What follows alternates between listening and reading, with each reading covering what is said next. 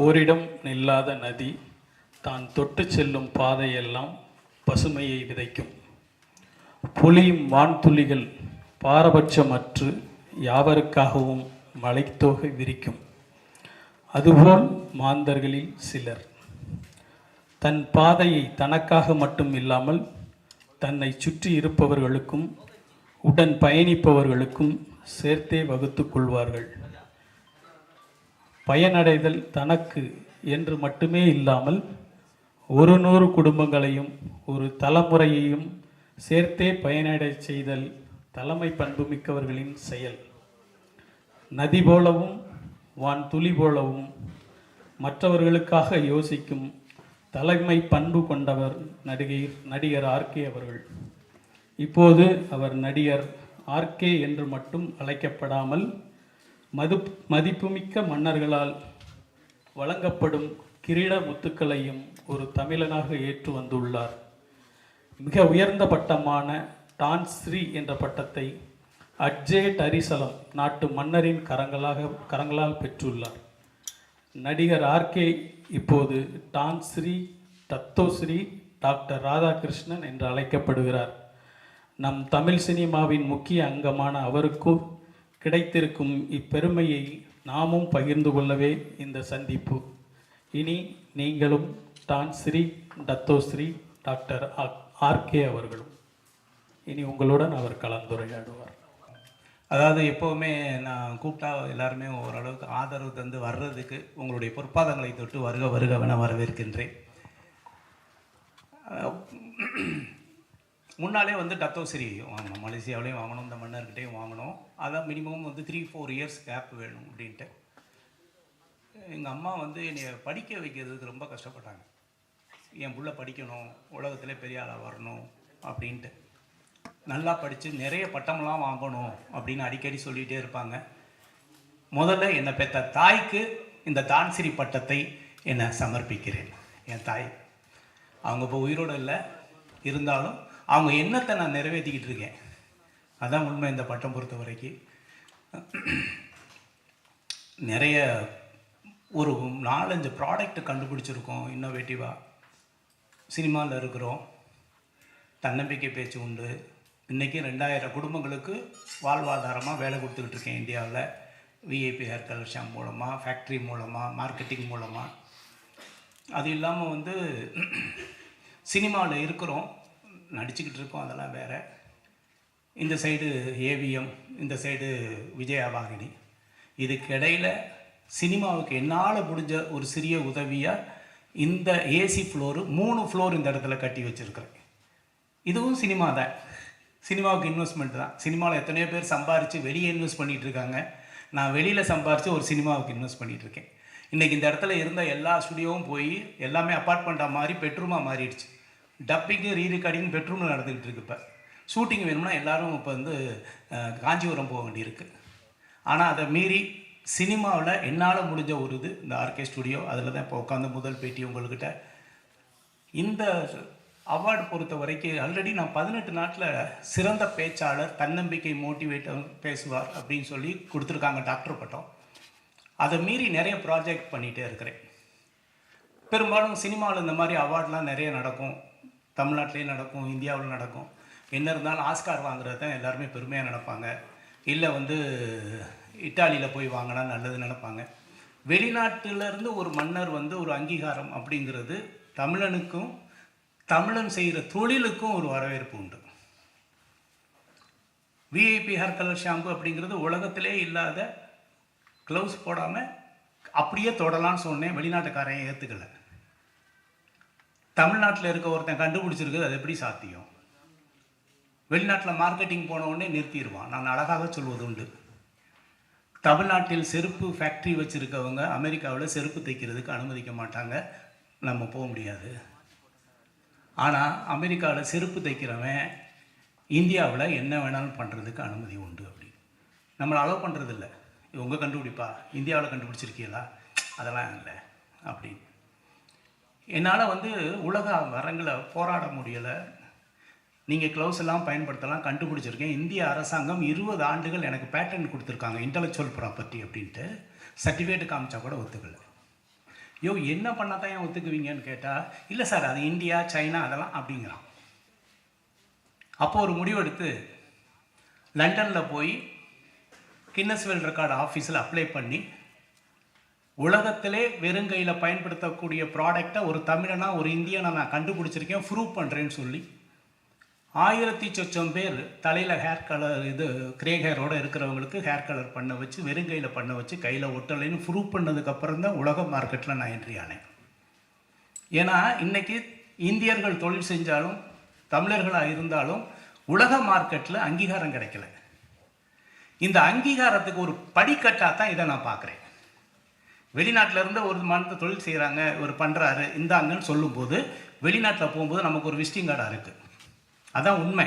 இதனால் நான் வந்து சாதிச்சிட்டேன்னு சொல்கிறத விட சாதனை நோக்கி பயணிக்கிறதுக்கு ஒரு பாதையாக இந்த தான்சிரி எனக்கு அமையும். கின்னஸ் வேர்ல்ட் ரெக்கார்டும் அப்படி தான். கின்னஸ் வேர்ல்ட் ரெக்கார்டு படைச்சிருக்கேன், கையில் ஒட்டாதுன்னு சொன்னப்போ எல்லோரும் வரவேற்றாங்க. ஒரு 25 கண்ட்ரியில் பிஸ்னஸ் பண்ணிக்கிட்டு இருக்கேன். ஆமாம், பிஸ்னஸ் பண்ணிக்கிட்டு இருக்கேன். ஆனால் சினிமாவுக்கு ஒரு ஸ்டுடியோ கட்டி வச்சுருக்கேன். இங்கே பார்த்தீங்களா எவ்வளோ பெரிய ஏசி ஃப்ளோர் இருக்குன்னு. உண்மையை சொல்கிறேன், இப்போ ஒரு படம் பண்ணிக்கிட்டு இருக்கேன்னா ஒரு விலங்குகளை வச்சு குடும்பத்தோடு பார்க்குற படம் ஆல்மோஸ்ட் ஷூட்டிங் முடிஞ்சிருக்கு, விரைவில் ரிலீஸுக்கு வரும். சினிமா அப்படிங்கிறது என்னுடைய கனவு, என்னுடைய பேஷன். அதை விட சினிமாவில் நம்ம இருக்கோங்கிறதுக்கு நிச்சயமாக நான் ஒரு சேவையாக நினைக்கிறேன் இந்த ஸ்டுடியோவை. இதில் பிளாட் கட்டியிருந்தால் நல்லா கட்டியிருக்கலாம், நல்ல வீடு கட்டியிருக்கலாம், எல்லாம் கட்டியிருக்கலாம். ஆனால் இந்த கோடம்பாக்கம் அப்படிங்கிறது உலகுக்கே தெரிஞ்ச ஒரு விஷயம். சென்னைனாவே கோடம்பாக்கம் தான் பேசப்படுற விஷயம். நான்லாம் வந்து காரைக்குடியிலேருந்து கனவு கண்டு கோடம்பாக்கத்துக்கு வந்தவன். எத்தனையோ இளைஞர்களுக்கு முன்னுதாரணமாக அந்த கோடம்பாக்கங்கிற பேர் இருந்திருக்கு. ஆனால் இந்த சினிமாவை கோடம்பாக்கத்தை விட்டு துரத்திட்டாங்க. இப்போ கோடம்பாக்கத்தில் இல்லை சினிமா. என்னன்னாலும் இருக்கணும்னு நினச்சி தான் இந்த ஸ்டுடியோ கட்டியிருக்கேன். ஆதரவு தாருங்க. நான் சினிமாவில் வந்து படம் எடுக்கலைன்னு நினைக்கிறத விட படம் எடுக்கிறத விட முக்கியம் இந்த மாதிரி ஒரு சினிமாவுக்கான ஒரு தளத்தை உருவாக்கணும் அப்படின்னு நினச்சது பண்ணியிருக்கிறோம். அவங்க வந்து அங்கீகாரம் கொடுத்த ஒரு சர்டிஃபிகேட் இருக்குது. அந்த மன்னர் இருந்தாலும் என்னுடைய பேச்சும் என்னுடைய உழைப்பையும் பார்த்துட்டு அவர் வந்து கிட்டத்தட்ட ஒரு 400 ஆண்டுகளுக்கு முன்னால் இருக்கிற ஒரு வாளை வந்து எனக்கு பரிசளித்தார். அவருடைய மகன் அதே மாதிரி ஒரு பரிசளித்தாங்க. நினைவு சின்னம் அப்படிங்கிறது அவங்கள பொறுத்த வரைக்கும் இதை எடுத்துகிட்டு போங்க, நாங்கள் லெட்டர் தரோம் இது உங்களுக்கு அப்படின்னு அவருடைய வீடியோலாம் கொடுத்துருக்கேன் ஜானுக்கிட்ட. இந்த என்னால் தூக்க முடியல, நான் உண்மையாக அதை தூக்க முடியல. ஏன்னா சினிமானா ஒரு அட்டக்கத்தி கொடுத்துருவாங்க, அழகாக பெயிண்ட் அடித்து இப்படி சிக்ஸிங் தண்ணிடலாம். இது ஒத்த கையில் பிடிச்சி இப்படி நிப்பாட்டுறதுக்கு ஒரு ஸ்டில்லுக்கு நான் படாத கஷ்டப்பட்டேன், கையை ஆடிச்சு விடுன்னு. அந்த காலத்தில் வந்து வீரம் அப்படிங்கிறது இந்த வாழை தொட்டு பார்க்கும்போது தெரியும் ஒருத்தனுக்கு வந்து எவ்வளோ பெரிய வீரம் இருந்திருக்கும், அந்த வீரத்துக்கு அவன் எவ்வளோ தகுதியானவனாக இருந்தால் அந்த வாழை எடுத்து ஃபைட் பண்ணியிருப்பாங்க அப்படின்ட்டு. இப்போவும் யுத்தம் நடக்குது உலக லெவலில். கம்ப்யூட்டர் கேம்ஸ் பார்த்த மாதிரி இருக்குது. நீங்கள் வேணால் பாருங்கள், அப்படி தான் இருக்குது. கம்ப்யூட்டர் கேம் மாதிரி தான் இருக்குது. எத்தனையோ யுத்தம் பார்த்துக்கிட்டு இருக்கோம்.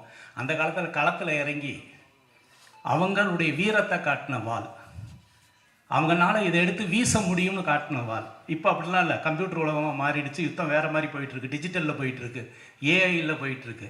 ஆனால் எனக்கு இந்த வாழை பரிசளித்தது பெருமையாக நினைக்கிறேன். அதை இந்தியாவுக்கு எடுத்துகிட்டு வந்திருக்கேன். அதை உங்கள்கிட்ட காமிக்கிறதும் சந்தோஷத்தை பகிர்ந்துக்கிறதா நினைக்கிறேன். மகிழ்ச்சி. வேறு ஏதாவது நீங்கள் கேள்விகள் இருந்தால் கேட்கலாம்.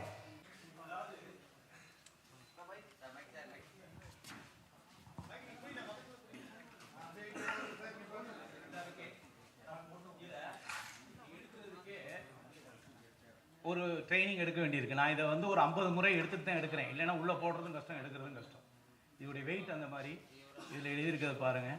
இதுக்கு மேலே இவன் இதை வந்து ஸ்ட்ராங்கு கொடுத்து எத்தனை ஃபைட் பண்ணியிருப்பாங்க, இது எத்தனை பேர் காவு வாங்கியிருக்கும்லாம் எனக்கு தெரியாது. ஆனால் இப்போ வந்து நினைவு சின்னமாக நம்ம கைக்கு வந்திருக்கு, உங்கள் முன்னால் காமிச்சிட்ருக்கேன். இதை வந்து எப்போவுமே வந்து அவங்க உடைவாள் மாதிரி எப்போவுமே இந்த இருக்க 2 செயின், இந்த செயின் வந்து முன்னாலையும் பின்னாலையும் பெல்ட்டு போட்டால் இது இப்படி இருக்கும். இதை எடுக்கிறதுக்கு ஒரு செகண்ட் கூட தெரியாத அளவுக்கு எடுப்பாங்க. இந்த இடத்த தவிர வேற எங்கேயும் பிடிக்க முடியாது. இது எடுத்தால் அவ்வளோதான். ஆமாம், இது ஒரிஜினல் வால். சினிமாவில் டூப்ளிகேட் வாலில் ஒரிஜினல் வால் 400-500 ஆண்டுகளுக்கு முன்னால் உள்ளது. இது வந்து அந்த மன்னர் வந்து நினைவு சின்னமாக கொடுத்தாங்க. உங்களுக்கு மேலே காமிக்கிறத பெருமைப்படுறேன். அதே இது வந்து அவருடைய மகன். இது வந்து ராமோ நாட்டு மன்னர் வந்து ஒரு யுத்தத்துக்கு அப்புறம் அவர் கொடுத்த வாழை. அவருடைய இளவரசர் அவருடைய மகன் வந்து கொடுத்தாரு நினைவு சின்னமா. இதை என்னுடைய சந்தேகம் என்னன்னா, இதை எப்படி பிடிச்சி இது உரையில் போட்டாங்க. முடிஞ்சிருச்சுன்னா ஏதாவது சேர்த்து போடணும்ல. நான் இது வரைக்கும் ஒரு ஆளை பிடிச்சிட்டே போடுறா கொஞ்சம் உள்ள சொல்கிறேன், அப்படி தான் பண்ணியிருக்கேன். கிட்டத்தட்ட ஒரு 6 அடிக்கு கவர் பண்ணணும்னு நினைக்கிறேன் அப்படி பிடிச்சி வீசுதான். ஆமாம், இதெல்லாம் வந்து வீரம். அவங்க எந்த அளவுக்கு ஸ்ட்ராங்காக இருந்திருக்காங்க, உடல் ஆரோக்கியத்தில் இருந்திருக்காங்க, களத்தில் நின்றுருக்காங்க அப்படிங்கிறது இப்போல்லாம் வந்து நினைவு சின்னமாக தான் இருந்துக்கிட்டு இருக்கு. இருந்தாலும் அந்த நினைவு சின்னத்தை உங்கள்கிட்ட காமிக்கிறதுல பெருமைப்படுறேன். மற்றற்ற மகிழ்ச்சி. உங்களுடைய ஆதரவு தொடர்ந்து தாருங்க. சினிமா தொடர்ந்து பண்ணுவேன். அதுக்காக சினிமா என்னுடைய தொழில் கிடையாது, ஒரு பேஷன். எப்பெல்லாம் நேரம் இருக்கோ அப்பெல்லாம் பண்ணுவேன். வேறு ஏதாவது கேள்வி இருந்தால் கேட்கலாம். நமக்கு வந்து ஃபைட்டு மாஸ்டர் இருக்க வரைக்கும் பயிற்சியெல்லாம் தேவையில்லை. ஓரளவுக்கு என் படத்தில் நான் வந்து டூப் போடாமல் தான் பண்ணியிருக்கேன் அத்தனை படமும். நிச்சயமாக வால் ஃபைட்டாக இருந்துச்சுன்னா கற்றுக்குவேன். அதாவது வந்து நிச்சயமாக. ஆனால் பட் இதை வச்செல்லாம் பண்ண முடியாது. ஏதாவது ஆச்சுன்னா அவன் போய் சேர்ந்துருவேன். நமக்கு இருக்கவே இருக்குது காப்பி இல்லையா, டூப்ளிகேட் பண்ணி பண்ணிடலாம். ஆர்கே சார் வாழ்த்துக்கள். ரைட் போடு சார், வாழ்த்துக்கள். எங்களுக்கு வந்து இந்த டத்தோஸ்ரீனா என்ன, டான் 3 ஷட்டோனா என்ன, அது என்ன வித்தியாசம், இது எதுக்காக கொடுப்பாங்க, எந்த நாடு?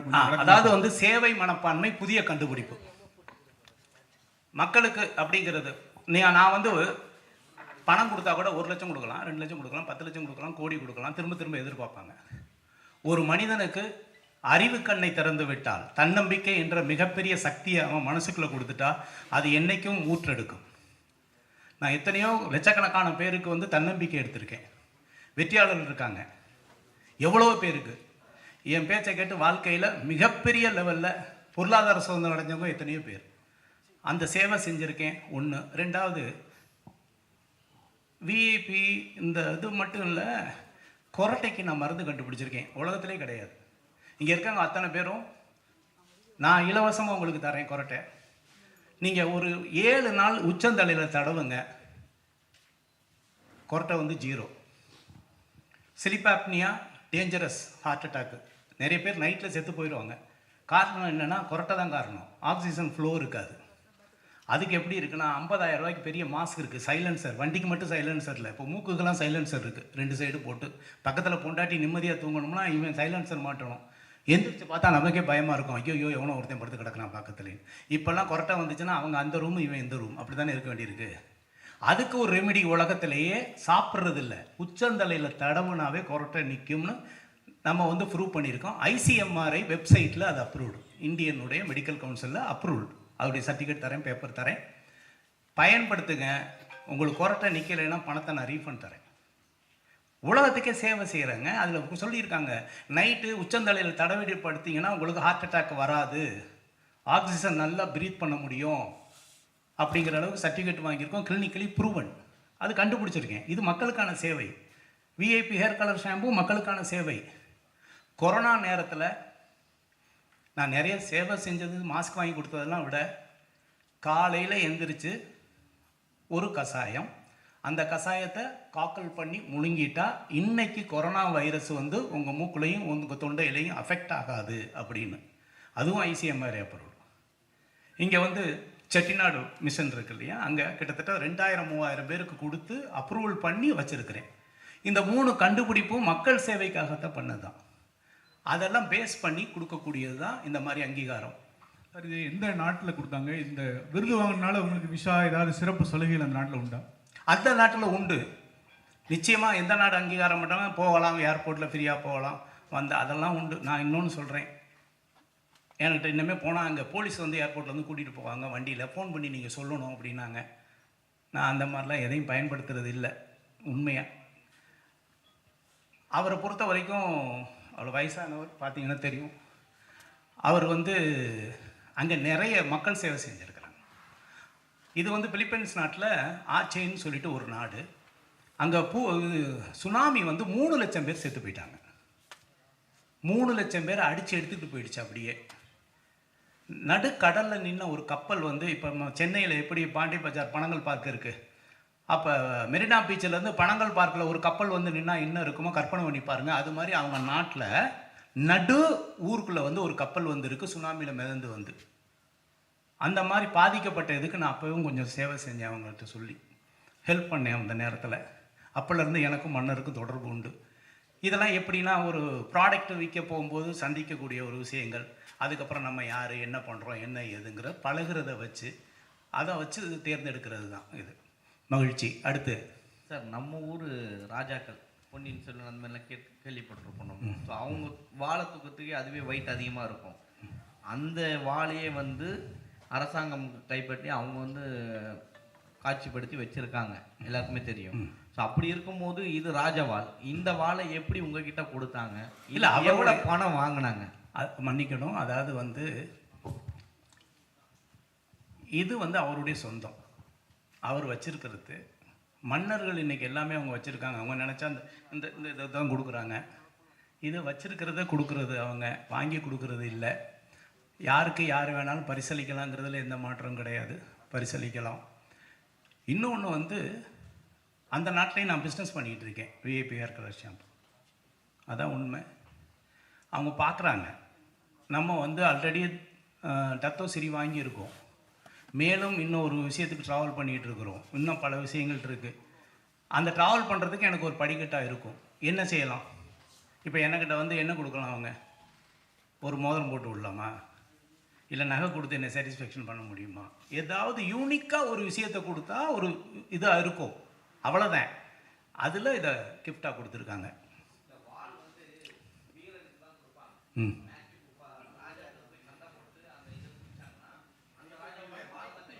அந்த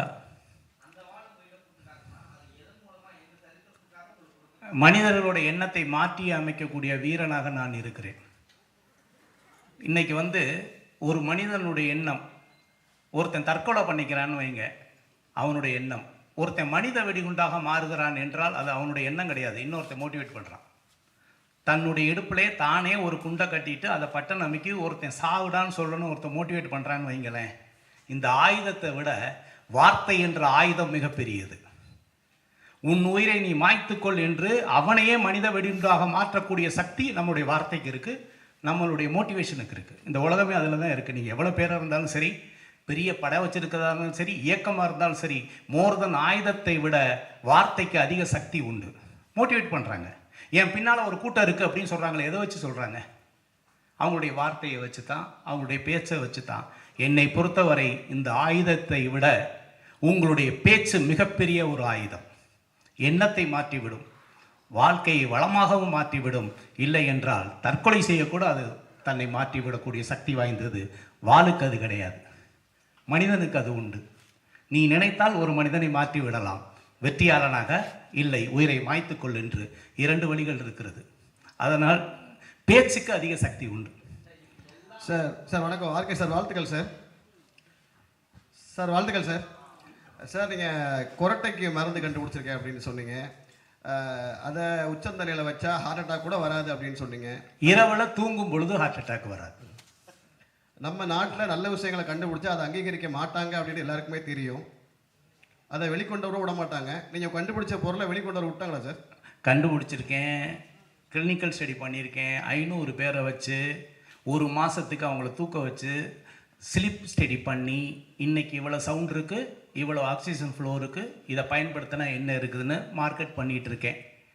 ஆனால் அதுலேயும் பேர் வைக்கக்கூடாது, கொரட்டை நின்றுன்னு சொல்லக்கூடாது, இப்படி பல சட்டத்திட்டங்கள்லாம் இருக்குது, புரியுதுங்களா? அதையும் மீறி அந்த நேமம் மாற்றி எல்லாம் மாற்றி பண்ணிகிட்ருக்குறோம். இன்னொன்று நான் கேரண்டி தரேன், தலையில் தடவி கொரட்டை நிற்கலன்னு பணத்தை ரீஃபண்ட் தரேன், அந்த கேரண்டி தரேன். ஏன்னா இது வரைக்கும் கிட்டத்தட்ட ஒரு 50,000 பேர் யூஸ் பண்ணியிருக்காங்க. கிட்டத்தட்ட 4-5 வருஷமாக பண்ணிகிட்டு இருக்கேன். ஆமாம், யாருக்காக இருந்தாலும் நான் உங்களுக்கு இலவசமாக தரேன், நீங்கள் பயன்படுத்துங்க, கவலைப்படாதீங்க. சார் சார் இன்னைக்கு கொரட்டையால் பல குடும்பங்களில் டைவர்ஸ் நடந்திருக்கு சார். கொரட்டையால் பல குடும்பங்களில் டைவர்ஸ் நடந்திருக்கு. அப்படி இருக்கும்போது நீங்கள் அதுக்கு ஒரு மருந்தை கண்டுபிடிச்சிருக்கீங்க. நீங்கள் ஏன் சார் இப்போ அதிகமாக ப்ரமோட் பண்ணலை? ஏன் ஸ்னோர் கேர் விஐபின்னு போட்டால் நெட்டில் இருக்குது, அமேசானில் இருக்குது, ஃப்ளிப்கார்ட் எல்லாத்துலேயும் இருக்குது. இல்லை, VIP snore care oil. Okay ஐயா சார், அதான் மோட்டிவேஷன் நல்லா பேசுகிறீங்க. இதை மக்களுக்கு பயன்படுத்துக்கு அரசியலில் வரலாம்ல, நீங்கள் அவங்கள மோட்டிவேட் பண்ணலாங்க. ஒன்றும் இல்லை, நான் தப்பாக நினைக்காதீங்க. நான் வந்து என்றைக்குமே அரசியல் வேண்டாம்னு நினைக்கிறேன். அரசியல் பண்ணுறதுக்கு நிறைய பேர் இருக்காங்க, நமக்கு அரசியல் வேண்டாம். நம்ம தெரிஞ்சது என்ன இருக்கோ அதை செஞ்சுட்டு போவோம், தெரியாது நமக்கு எதுக்கு. சரி சார், உங்கள் குருநாதர் மாதிரியே மனுஷன் நம்பாமல் விலங்கை வச்சு படம் பண்ணுறீங்க, அதில் மனுஷர்கள்னு நடிக்கிறாங்களா? கட்டாயமான, அதாவது யோகி பாபு அவர்கள் இருக்கிறார்கள், தம்பி ராமையா அவர்கள் இருக்கிறார்கள், நாசர் சார் இருக்கிறாங்க, நிறைய ஆர்டிஸ்ட். நான் என் படம்னாவே எல்லா ஆர்டிஸ்ட்டும் பக்கத்தில் நிப்பாட்டிக்குவேன், என்னை கொஞ்சம் பார்க்கணுன்னா அவங்களும் இருந்தால் சேர்த்து பார்ப்பாங்கன்னு. அதனால் தனியாக மட்டும் ஹீரோன்னு நினைக்கிறது இல்லை, டீம் ஒர்க்குன்னு நினச்சி ஆல் ஆர்டிஸ்ட்டு நல்ல பாப்புலர் ஆர்டிஸ்ட் போட்டு தான் பண்ணியிருக்கிறேன். இதில் ஒரு அனிமல்னால் ஒரு வீட்டில் வளர்க்குற நாய். உண்மையை சொல்லணும்னா ஆணவ கொலை அனிமல்ஸை விடவில்லை. இன்னைக்கு ஆணவ கொலையை பற்றி எல்லாரும் பேசிகிட்டு இருக்கோம். பணக்காரன் வீட்டில் ஒரு நாய் இருந்தால் அந்த ஆணவ கொலை எப்படி இருக்கும், அதுதான் இந்த படத்துடைய கதை. ஓப்பனாகவே சொல்கிறேன். அந்த நாய் வந்து தங்கத்தட்டில் சாப்பிடுது, ஏசியில் படுத்துருக்குது, ஆனால் பெண் நாய். ரோட்டில் போகிற ஒரு ஏழையுடைய ஆண் நாய், அதுக்கு ரெண்டுக்கு லவ் வந்துருச்சு. யோசிச்சு பாருங்க, இது எந்த அளவுக்கு ஒரு பணக்காரன் ரிவெஞ்சுக்கு ஆனான்னா, நம்ம மனுஷனை பற்றி பேசிகிட்டு இருக்கோங்க, அவன் வளர்த்த பெண் நாய்க்கு வந்த லவ்வுக்கு எதிரியாக மாறுறாங்க. அதாங்க கதை. சொல்லிட்டேங்க, ஆனால் படம் பாருங்க, நல்லா இருக்கும். எதுக்கு சொல்ல வரேன்னா, ஆணவ கொலை அனிமல்ஸையும் விடவில்லை. என் பணக்கார விட்டு பொண்ணாயிடா, எப்படா நீ வந்து ரோட்டில் ஒரு ஆம்பளை நாய் வளர்த்துனா கிஸ் பண்ணிடுமா, பார்த்துருவோமா அப்படின்னு ஒருத்தன் வில்லன் கிளம்பி வர்றான்னா, அதனால ஒரு ஹீரோ என்ன பாதிக்கப்படுறான், அவன் வாழ்க்கை என்ன டிசாஸ்டர் ஆகுது அப்படிங்கிற ஒரு மிகப்பெரிய. சார், இந்த மோட்டிவேஷனல் ஸ்பீச்சஸ்ன்னு சொன்னீங்க இல்லையா, அது எந்த வகையில் அவங்க கவுண்ட் எடுத்து உங்களை வந்து ஹானர் பண்ணுறாங்க, எங்கே நீங்கள் மோட்டிவேஷன்? எனக்கு எல்லாமே விட்னஸுக்கு வீடியோ இருக்குது, ட்ரைனிங் கிளாஸஸ் பண்ணது எல்லாமே இருக்குது. எல்லாமே யூடியூப்பில் இல்லை அந்த யூடியூப்பில் போட்டால் இலவசமாயிடும். நான் வந்து கக்கூசில் உட்காந்துட்டு செல்ஃபோனில் பார்க்குறதுக்கு நான் தயாராக இல்லை. நீங்கள் வந்திருக்கீங்க, நீங்கள் இன்வால்வ் ஆகியிருக்கீங்க, உங்களுடைய ப்ரொஃபஷனலுக்கு நீங்கள் முக்கியத்துவம் கொடுத்துருக்கீங்க. அதையே நான் செல்ஃபோனில் பேசி அப்படி அனுப்பிச்சோன்னா உங்களுக்கு எங்கே இருக்கணும் அங்கே உட்காந்து இது ஆர்கே சாருடைய பேட்டின்னு பார்த்துக்கிட்டு இருப்பாங்க. தன்னம்பிக்கை அப்படி இல்லை. என்னுடைய கண்ணு பேசணும், கை பேசணும், என் உடம்பு பேசணும், அதை இங்கேருந்து உணரணும், அப்போ தான் தன்னம்பிக்கை வரும், இல்லைன்னா வரவே வராது. அதான் முக்கியம். அதனால தயவு செய்து நான் டிஜிட்டலில் மாற்றி விட்டு 2 இன்ச்சில் என்னை சுருக்க தயாராக இல்லை. நான் நடத்துகிற ட்ரைனிங்காக இருந்தால், மோட்டிவேஷன் இருந்ததுன்னா நீங்கள் வரணும், ஃபுல் டே இருந்து தான் பார்க்கணும். ஆமாம், செல்ஃபோனே நாட் அலவுடு. நீங்கள் வாழ்நாள் பூரா செல்ஃபோன் பேசுகிறீங்க, பேசிட்டு போங்க, பரவாயில்ல. இன்றைக்காவது ஒரு 4 மணி நேரம் சொல்கிறத கேளுங்கன்னு சொல்கிறேன். ஒன்றும் இல்லை, ஃப்ளைட்டில் போனோம்னா என்னங்க சொல்கிறாங்க முதல்ல, அப்புறம் சுவிட்ச் ஆஃப் அப்படி. இந்த டிஸ்டன்ஸை ட்ராவலை கடக்கிறதுக்கே சுவிட்ச் ஆஃப் பண்ண சொன்னான்னா, வாழ்க்கையில் பொருளாதார சுதந்திரம் அடைகிறதுக்கு கொஞ்சம் சுவிட்ச் ஆஃப் பண்ணிட்டு காதை கொஞ்சம் திறந்து வைங்கன்னு சொல்கிறோம், வேறு ஒன்றும் இல்லை. மகிழ்ச்சி. அடுத்து சார், ஒரு நாய் கதை சொன்னீங்களே, இப்போ நன்றி உள்ள கதை சொல்கிறேன். சமீபத்தில் பார்த்தீங்கன்னா ஒரு பொலிட்டீஷியன் அந்த நாயை அடித்ததுனால ஒரு பெரிய இதுவே ஆச்சு, பிரளயமாச்சு. எச் ராஜா அவர்கள் மேலே அது வழக்கே தொடரப்பட்டதுன்னு சொல்லி தகவல் வந்திருக்கு. ஸோ அதன் மீன் பண்ணி தான் நீங்கள் இந்த படம் எடுக்க. இது வந்து லவ். எச் ராஜாவை இது பண்ணுறதுக்கு அப்படிலாம் ஒன்றும் இல்லை, இது காதல் சம்மந்தப்பட்டது. ஒரு பணக்கார வீட்டில் ஒரு நாய் வளர்க்குறாங்க, பெண் நாய் வளர்க்குறாங்க. அது வந்து ஒரு ஏழை ஆண் நாயை காதல் பண்ணிடுது. நீங்கள் அதை அடித்தது இல்லை. இந்த நாய் வந்து என் நாய் எவ்வளோ பெரிய பணக்கார நாய், நீ என்ன ரோட்டில் போகிற ஒரு இதை வச்சுட்டு என்கிட்ட பழக விடுறியான்னு.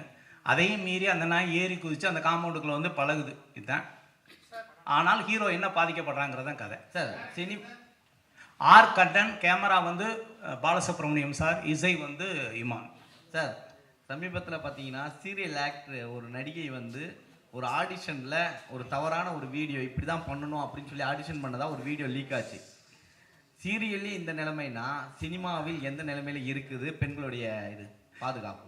அதாவது வந்து பெண்கள் பாதுகாப்பு அப்படிங்கிறது உலகத்திலேயே எல்லா நாட்டிலையும் பேசக்கூடிய விஷயம். கரெக்ட். நம்ம எல்லாருமே ஒரு விதமான அனிமல். உண்மையை சொல்கிறேன், நம்ம எல்லாருமே அனிமல் தான், விலங்கினத்தை சார்ந்தவர்கள் தான். நம்ம இன்னைக்கு நீங்கள் அங்கே உட்காந்துருக்கீங்க, நம்ம இங்கே உட்காந்துருக்கோம் அப்படின்னா நம்மளை பாதுகாக்கிறது நம்மளுடைய சட்டம். முடிஞ்சால் ஒரு 24 மணி நேரம் இந்த நாட்டில் உள்ள சட்டத்தை மட்டும் நீங்கள் ஃப்ரீஸ் பண்ணிவிட்டு யார் வேணாலும் என்ன வேணாலும் பண்ணுங்கன்னு சொல்லி பாருங்களேன், என்ன நடக்கும்? யாரும் பணக்காரனாக இருக்க மாட்டான், எந்த பெண்களாக இருந்தாலும் யார் இருந்தாலும் யாருமே இருக்க மாட்டாங்க. உண்மையே சொல்கிறேன். நீங்கள் நானும் இன்னைக்கு இப்படி உட்கார்ந்துருக்கோம்னா நம்மளை காற்றில் இந்த சட்டம் நம்மளை பாதுகாக்கிறது. யாரையாவது பார்த்து கை நீட்டி உன்னை கொண்டு விடுவேன்னு சொன்னோம்னா சட்டம் பாதுகாக்குது. கையை பிடிச்சி இழுக்கலாம்னு சொன்னால் சட்டம் பாதுகாக்குது. இதை மீறி தவறுகள் நடக்கிறது அப்படிங்கிறது நடந்துக்கிட்டே தான் இருக்குது. இந்த உலகத்தில் திருடனா பார்த்து திருத்த ஒழிக்க முடியாதுங்கிற மாதிரி உண்மையாலுமே கடுமையான சட்டங்கள் இருக்கிறது. இன்னும் கடுமையாக்கப்பட வேண்டும்ங்கிறத என்னுடைய வேண்டுகோள். ஆனால் நம்ம யாருன்னு ஒரிஜினலாக உங்களுக்கு தெரியணும் அப்படின்னா ஒரு 24 மணி நேரம் இந்தியாவில் இருக்க என்ன எல்லா சட்டத்தையும் ஃப்ரீஸ் பண்ணி வைக்கிறோம். முடிஞ்சா நீ 24 மணி நேரம் வாழ்ந்துக்கடான்னு சொல்லி பாருங்க, நம்ம யாருன்னு இந்த உலகத்துக்கு தெரியும். உண்மையான விலங்கு யார், இந்த மனிதர்கள்னு தெரியும். சட்டம் நம்மளை பாதுகாத்து கொண்டு இருக்கிறது. சட்டம் நம்மளை நிம்மதியாக தூங்க வைத்து கொண்டு இருக்கிறது. சட்டம் காற்றில் கலந்து நமக்கு பயத்தை காமிச்சு இருக்குது. இதை செய்யாத, அதை செஞ்சிடாத, இதை பண்ணிடாத, அதை பண்ணிடாத, தனியாக எப்படி இருக்குது அது அப்படின்னு சொல்லி வச்சுருக்காங்க. சட்டம்தான் இன்னும் கடுமையாக்கப்பட வேண்டும். அந்த பயம் இல்லைன்னா இப்படி வேணால் செஞ்சு பாருங்கள். நான் சொல்கிறது செஞ்சு பாருங்க. 24 மணி நேரம் சட்டமே கிடையாது. என்ன வேணாலும் தப்பு பண்ணிக்க, ஜாலியாக இருந்துக்க, யாரும் பணத்தை வேணாலும் எடுத்துக்க, யாரை வேணாலும் கையை பிடிச்சி எடுத்துக்க, நீ எதை வேணாலும் பண்ணிக்க சொல்லி பாருங்களேன். இப்போ நான் நேர்மை நாணயம்னு பேசுகிறேன். நம்மளுடைய உண்மையான கோணம் என்னன்னு அன்னைக்கு தெரியும். இன்னைக்கு நம்ம இப்படி வாழ்றதுக்கே சட்டம் தான் பாதுகாப்பு. சட்டம் தான் நம்மளை தனித்துவத்தில் வச்சிருக்கு. சட்டத்தை இன்னும் கடுமையாக்கப்பட வேண்டும். சட்டம் இன்னும் மனிதன் மனதில் ஆழமாக பதிய வேண்டும். பயம் இருக்கணும், இல்லைன்னா செஞ்சிருவாங்க. சார், அப்போ மனித ஒழுக்கம்லாம் ஒன்றுமே இல்லைன்னு சொல்கிறீங்களா? மனித ஒழுக்கம் இருக்கு. என்னத்துக்கு பின்னால் இருக்குன்னா சட்டத்துக்கு பின்னால் இருக்கு. யாரையுமே கோபம் வந்தோடனே கை நீட்டி அடிச்சிடக்கூடாது. கரெக்டா? இதில் ஒழுக்கம் இல்லை, கோபம். நான் ஒருத்தரை அடிக்கக்கூடாது, என் தம்பியை நான் அடிக்கலாம். கரெக்டா? ஆனால் தம்பியை கூட அடிக்கக்கூடாது, அது சட்டம். அப்போ என்ன சொல்ல வரேன்னா சட்டம் அதை விட காற்றுல கலந்துருக்குன்னு சொல்கிறேன். நமக்கு எப்பாவது ஒரு ட்ரிப் கோபம் வரலாங்க.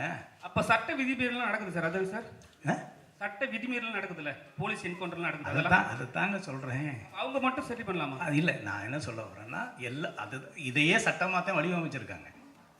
என்கவுண்டருங்கிறது சட்டமாக்கப்படுகிறது இல்லையா? என்கவுண்டர் கொலையாக கருதப்படுகிறதா, இல்லை என்கவுண்டர் தற்காலிகமாக நடக்குதா?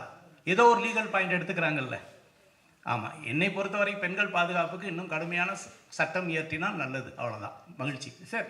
இப்போ தமிழ் சினிமாவில் ரொம்ப நெளிஞ்ச நடிகர்லாம் இருக்காங்க. இப்போ உங்க கூட நடித்த வடிவேல் சார் கூட இப்போ நடிக்கிறதே கிடையாது. ஸோ இந்த படத்தில் நடிக்க வருவாரா? கூப்பிட்டீங்களா அவரை? ஆல்ரெடி நான் கொடுத்து வச்சு 1 கோடி அவர்கிட்ட பணம் இருக்குது.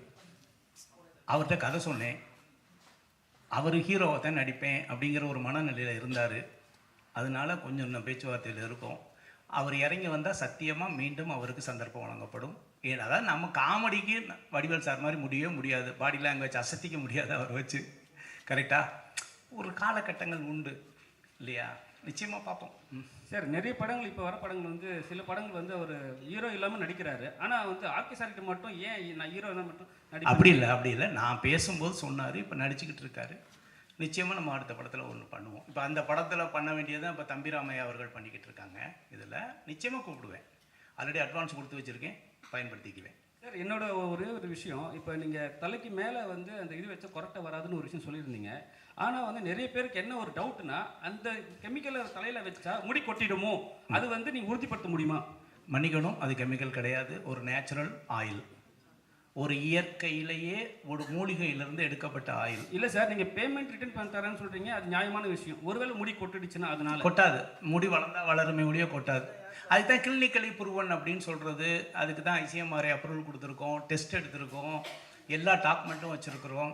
ஏதோ சும்மா சொல்கிறது இல்லை. பஸ் ஸ்டாண்டு பக்கத்தில் ஐயா வாசாமி இதை எடுத்து சாப்பிட்டு பாரு சாமி நல்லா வரும் சாமி, நீ ஒரு 10 ரூபா கட்டி அப்படிலாம் சொல்லலை. கிளினிக்கலி ஆராய்ச்சி பண்ணி ப்ரூவ் பண்ணி அதுக்கு என்ன வேணா உலக லெவலில் போகும்போது சர்டிஃபிகேட் மட்டும் தான் பேசும். இல்லை சார், தமிழ்நாட்டில் எப்பவுமே ஒரு அரசியல் கட்சி தலைவர்களோ அரசியல்வாதிகளோ மட்டும்தான் வால் கொடுத்து பழக்கம். ஸோ வால் கொடுத்தாவே அவங்க ஒரு அரசியல் கட்சியில் போய் சேர்ந்துருவாங்க, இல்லை அரசியல் கட்சி ஆரம்பிச்சிருவாங்க. ஏதாவது நல்லா, ஏன்னா நீங்கள் அப்போத்தில் நான் ஒரு 2021 நான் கேட்டிருக்கேன் அரசியல் கட்சிக்கு போகிற ஐடியா இருக்கான்ட்டு. நீங்கள் அப்பயே ஸ்டாப் பண்ணிட்டு போயிட்டீங்க. இப்போ ஏதாவது சொல்லுங்கள். வாழ்க்கையில் நான் இன்றைக்கி ரோல்ஸ் ராய்ஸில் வந்தேன். நான் அரசியல்வாதியாக இருந்தால் ரோல்ஸ் ராய்ஸில் வர முடியாது. முதல்ல நான் கஷ்டப்பட்டு ரத்தத்தை வேர்வையாக்கி நான் கஷ்டப்பட்டு உழைச்ச காசு, அதில் நான் அப்படி ஒரு வாட்ச் போட்டேன்னா ஆர்கே கையில் பார்த்தியா இவ்வளோ பெரிய வாட்ச்சு அப்படின்ட்டு. வேண்டாங்க. சேவை செய்கிறதுனா நான் நேரடியாகவே நான் சம்பாதிக்கிற பணத்தில் எவ்வளோ பேருக்கு சேவை செஞ்சிட்ருக்கேன். அரசியலில் தான் சேவை செய்யணும்னா அரசியல் சேவை செய்ய நிறைய பேர் இருக்காங்க. நான் மக்களுக்கு சேவை செய்யணும்னா நான் சம்பாதிக்கிற பணத்தை நான் நேரடியாகவே மக்களுக்கு செய்கிறதுக்கு தயாராக இருக்கேன். நமக்கு அரசியல் அப்படிங்கிறது ஓட்டு போடுறதோடு என்னுடைய அரசியல் முடிந்தது. நன்றி. சார், அப்போ விஜயோட அரசியல் அதே மாதிரி தான் இருக்குமா? விடுங்க, அடுத்து அது அவர்கிட்ட கேட்கணும்.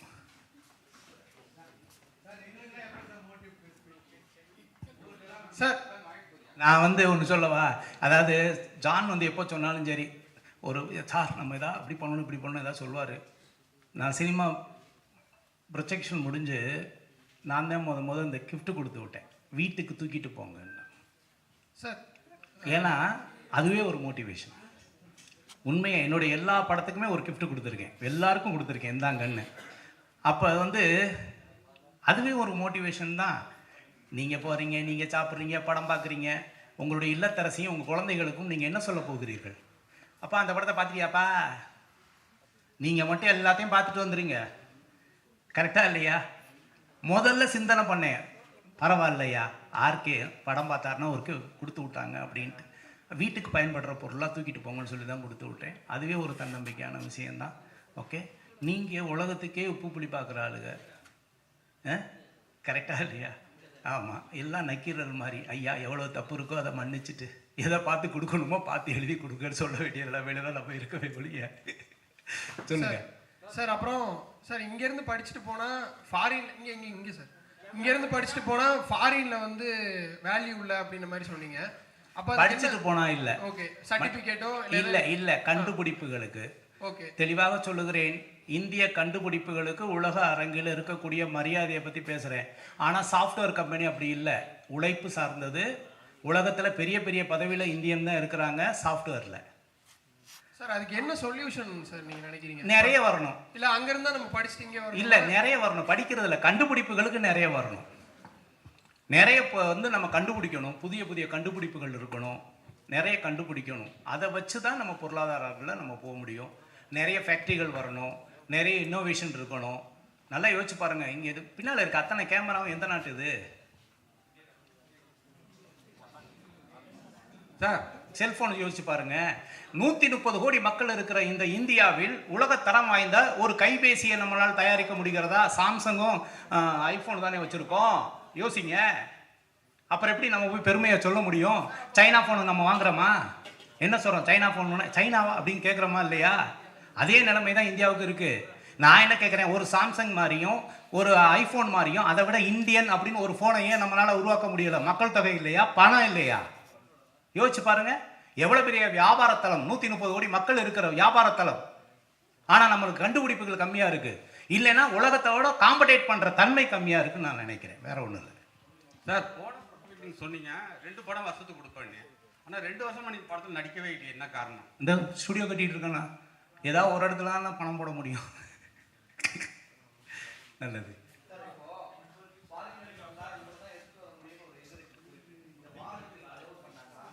நீங்கள் வெளிநாட்டிலேருந்து கத்தி வாங்கி வரலாம். ஏன்னா பெரிய பெரிய கத்திலாம், ஆர்டிஃபிஷியல் கத்திலாம் இருக்குல்ல, பெருசாக இருக்கு இல்லையா, தங்கம் தான் எடுத்துகிட்டு வரக்கூடாது. ஓகே, இல்லை அந்த மன்னர் அனுபவிச்சது கோல்டு கோட்டர்னு நினச்சிக்கோங்க. ஓகே, ஆர்கே சார், நீங்கள் நடித்ததில் முக்கியமான படம் எல்லாமே ஒன்று செய்யும். அதில் வன்னுமுருகன் கலக்கலன்னு கலக்கியிருப்பார். இப்போ வடிவேலுக்கு 1 கோடி ரூபா அட்வான்ஸ் கொடுத்துருக்குன்னு சொன்னீங்க. வன்னுமுருகன் திருப்பி வருவாரா? சாஜி கட்டாயம் என் படத்தில் நடிப்பார், அதுலாம் ஒன்றும் மாற்றம் இல்லை. அந்த கதையில் அவருக்கு மாற்று கருத்து இருந்திருக்கலாம். அவருக்கு ஏற்ற ஒத்த கருத்தாக இருந்தால் நிச்சயமாக அவர் நடிப்பதற்கு தயாராக இருப்பார். நெருங்கிய நண்பர் கூட. அந்த 1 கோடி ரூபாய்க்கு எப்படி சார் மனசு வந்தது? இவ்வளோ நாள் அப்படியே வச்சிருக்காரு அவர்? அப்படியெல்லாம் ஒன்றும் இல்லை. அந்த படம் பேசி ஷூட்டிங் போகிற நிலமையில இருந்தது. அது டைரக்டருக்கும் அவருக்கும் உள்ள ஒரு சின்ன இஷ்யூனால அவர் சரி சார். இன்னைக்கு இருக்கிற சுச்சுவேஷனில் நார்மல் பர்சனே ப்ரொமோஷனுக்கு அதிகமாக பண்ணுறாங்க. அப்படி அதுக்கு அடுத்தது பார்த்தீங்கன்னா அரசியலுக்கு போயிடுறாங்க. இன்றைக்கி 2 அரசியல் ஆயிடுச்சு. இங்கே சினிமா துறையிலேருந்து பெரிய அளவுக்கு ஜாமான் ஒருத்தர் போயிருக்காரு, எல்லாருமே கூப்பிடக்கூடியவர் விஜய் அவர்கள். ஸோ சினிமா துறையை சார்ந்து நீங்களும் இருக்கிறீங்க, சினிமா துறையிலும் வந்துட்டுருக்கீங்க. ஸோ நீங்கள் அவருக்கு சப்போர்ட் பண்ணுவீங்களா, இல்லை அரசியல் புரிதல் இல்லை அப்படின்னு ஒதுக்கிடுவீங்களா? சீரியஸாக சொல்ல வரேன். எம்ஜிஆர் சினிமாலேருந்து வரலையா? யார் வரல, எல்லோரும் தான் வந்திருக்காங்க. என்னை பொறுத்தவரை நான் இது அரசியல் மேடையாக கருதவில்லை, அவ்வளோதான். சப்போர்ட் பண்ணலை? அப்படி நினைக்கல. அதாவது வந்து வளர்ந்து வர்ற எல்லாருக்குமே யாராக இருந்தாலும் சரி, அவங்கவுங்க அவங்க கடமையை செய்ய போகிறாங்க, அவங்க கருத்தை சொல்ல போகிறாங்க, மக்கள் ஏற்றுக்க போகிறாங்க. இப்போ நான் அரசியலுக்கு வரேன்னு என்கிட்ட கேட்டால் பரவாயில்ல. என்ன, நான் அரசியல் சார்ந்து ஓட்டு போடுறதோடு நிறுத்திக்கிட்டு இருக்கேங்கிறதே சொல்லியிருக்கிறேன். எல்லாரும் வரணும், எல்லாரும் மக்களுக்கு சேவை செய்யணும், எல்லாருமே களத்தில் இறங்குறது நிச்சயமாக நாகரிகமான செயல், அதில் மாற்றமே கிடையாது. அனைவரையுமே வரவேற்போம். யார் அரசியலுக்கு வந்தாலும் சரி, அது சீமானாக இருந்தாலும் சரி, விஜயாக இருந்தாலும் சரி, இன்னும் யார் வந்தாலும் சரி, வரவேற்போம். வாழ்க வளமுடன். இது எல்லாம் அவன் செய்யலா இல்லை ஆர்கே செய்யலா? அதாவது அவனின்றி அணுவும் அசையாது, அவ்வளோதான். ஆமாம், அதனால்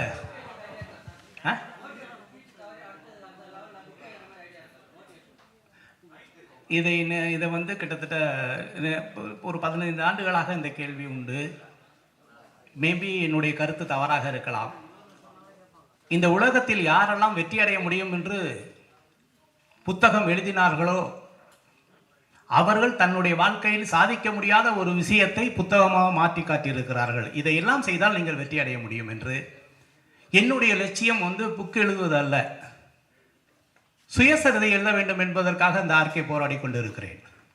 என்னை பற்றி சுயசரிதை எழுதுற அளவுக்கு என்னுடைய தன்னம்பிக்கை வளர்த்துக்கணும், உழைப்பை வளர்த்துக்கணும், கண்டுபிடிக்க வளர்த்துக்கணும். ஒழிய நானும் வெற்றி அடைவது எப்படின்னு புக் எழுதிட்டேன்னு வைங்களேன், அது முடிஞ்சிடும், அவன் வேண்டாம். நம்மளை இன்னொருத்த சுயசரிதை எழுதுகிற அளவுக்கு நம்ம போராடணும், உழைக்கணும், அந்த இலக்கை நோக்கி ட்ராவல் பண்ணணுங்கிறதுக்காக தான் புக் எழுதலை, வேறு ஒன்றும் இல்லை. மகிழ்ச்சி.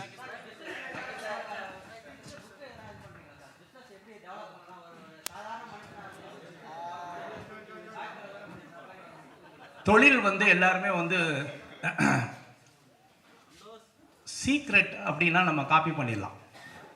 தொழிலில் வெற்றி அடைகிறது வந்து சீக்ரெட் கிடையாது, மேஜிக். நகைக்கடை எடுத்துக்கோங்க, எல்லாமே 916 KTM தானே. ஒரு நகைக்கடையில் 2000-3000 பேர் உள்ளே நிற்கிறான், பக்கத்தில் உள்ள நகைக்கடையில் 4 பேர் உள்ளே போகல. நகை தானேங்க, நகை தானே. சீக்ரெட்டாக இருந்தால் நானே பிரிண்ட் அவுட் எடுத்து உங்களுக்கு கொடுத்துருவேனே, இந்த சீக்ரெட்டை பயன்படுத்துக்குன்னு சொல்லிட்டு. மேஜிக் ஆஃப் சக்ஸஸ்னு ஒன்று இருக்குது. இந்த தொழிலில் வெற்றியாளர்கள் வந்து மேஜிக் ஆஃப் சக்ஸஸ் தான் பண்ணுறாங்க. ஒரு மியூசிஷியன் மாதிரி தான் இருக்குது. நம்ம கண்ணு முன்னால் ஒரு துப்பாக்கி எடுத்து முன்னால் ஒரு கண்ணாடி வச்சு இவன் கண்ணில் சுடுறான், கண்ணாடி உடச்சிக்கிட்டு போகுது, வாயிலிருந்து நீங்கள் சைன் பண்ண புல்லட் எடுத்து காமிக்கிறான். நம்மளும் என்னடா, கழுத்தை வெட்டி அங்கே வைக்கிறான், அந்த டேபிளில் வச்சு அங்கே கொண்டு போய் வைக்கிறான். நமக்கு முன்னால் கத்தி எடுத்து சொருகிறான், வெளியில் வர்றாங்க. ஆனால் நம்ம ஏற்றுக்கொள்கிற அளவுக்கு அந்த பர்ஃபார்மன்ஸ் இருக்கா இல்லையா, டீம் ஒர்க் இருக்கா இல்லையா? ஒரு பொண்ணை பார்த்து எப்படினோடனே அப்படிங்கிறான், கத்தி எடுத்து சொல்கிற அப்படியே இருக்கிறா, கடைசியில் உயிரோடு சிரிச்சுட்டு வந்துடுறாங்க இல்லையா? சீக்ரெட்டாக இருந்தால் எப்படி இருக்கும், இல்லை மேஜிக்காக இருந்தால் எப்படி இருக்கும்? சீக்ரெட்டாக இருந்தால் அங்கே ரிவீல் பண்ணால் ஏதாவது இருக்குமா? ஒன்றுமே இருக்காது. இந்த உலகத்தில் வெற்றியாளர்கள்லாம் மேஜிக் பண்ணுறாங்க, அது எப்படின்னு தெரியலை. இன்றைக்கி நகைக்கடை எடுத்துங்க, துணிக்கடை எடுத்துங்க. துணிக்கடை எல்லாருமே துணிக்கடை தானேங்க. அவங்க ஒன்றும் எல்லாமே வந்து தறியில் நெஞ்சு மிஷினில் கொண்டாடலைங்க, லேபிள் மட்டும் தானே பண்ணுறாங்க. நகை அப்படித்தானே, நகையை நான் சொந்த வீட்டிலேருந்து எடுத்துகிட்டு வர்றதில்லை, ஒரு மெட்டல் தானே. ஆனால் அந்த நகைக்கடையில் 5000-10,000 பேர் உள்ளே போகிறாங்களே. ஒரு நகைக்கடையில் உள்ள செயின் வாங்குற கூட சார் வாங்க சார், சார் வாங்க சார் அப்படின்னு கூப்பிடுறாங்கல்ல. அப்போ நகைக்கடைனா எல்லாமே தான் போகணும். மேஜிக் ஆஃப் சக்ஸஸ் தான் வேர்ல்டில் பெரிய சக்ஸஸ். என்னுடைய பார்வையில் நான் பார்த்ததில் ஒரு தொழில் வெற்றி அடையுது அப்படின்னா அவனுக்குள்ளே ஏதோ ஒரு மேஜிக் இருக்குது. அந்த மேஜிக்கை மட்டும் கண்டுபிடிச்சிட்டோம்னு வைங்களேன், அது பெரிய சாதனை. சீக்ரெட் ஆஃப் சக்ஸஸ் கிடையாது. சீக்ரெட்டாக இருந்தால் சொல்லி கொடுத்துடலாம்.